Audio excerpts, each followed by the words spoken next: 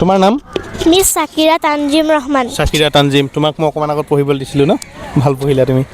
আচ্ছা, আপোনাৰ ছোৱালী শাকিৰা, তাই স্কুল পঢ়ি আছে, কোৰাণ শ্বৰীফ বৰ সুন্দৰকৈ পঢ়িছে। আপোনাৰ ল'ৰা, আপোনাৰ নামটো? মোৰ নাম মাহমুদুৰ ৰহমান, মোৰ ঘৰ চলং। কষ্ট কৰিছে ছোৱালীয়ে যথেষ্ট।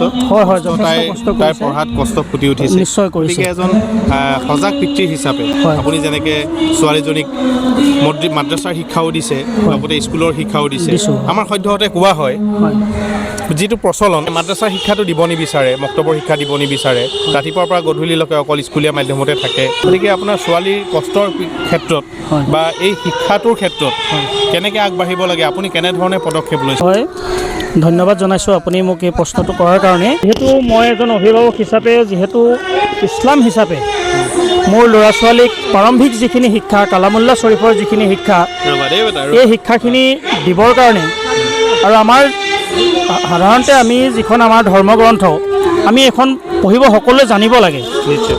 আৰু এইখন জনাটো বৰ্তমান সময়ত খুব সহজে জনাৰ এটা সুবিধা হৈছে। আৰু সেইটো কাৰণে প্ৰত্যেক অভিভাৱিকাই মানে নিজৰ ল'ৰা ছোৱালীবিলাকক যাতে অকণমান কষ্ট কৰি ল'ৰা ছোৱালীবিলাকক যাতে এই কালামুল্লাহ শ্বৰীফ ভাল ধৰণে শিকায়। আৰু ময়ো ঠিক তেনেধৰণে অলপ কষ্ট কৰিছোঁ, আৰু এই ক্ষেত্ৰত মোৰ পৰিবাৰকো মই বিশেষভাৱে ধন্যবাদ জনাইছোঁ। তেওঁ যথেষ্ট মোতকৈ বেছি কষ্ট কৰিছে। খুব সুন্দৰ কথা ক'লে, যিহেতু তেওঁৰ পৰিবাৰে তেওঁক চাথ দিছে আৰু এওঁ নিজৰ ল'ৰা ছোৱালীক আগবঢ়াই দিছে।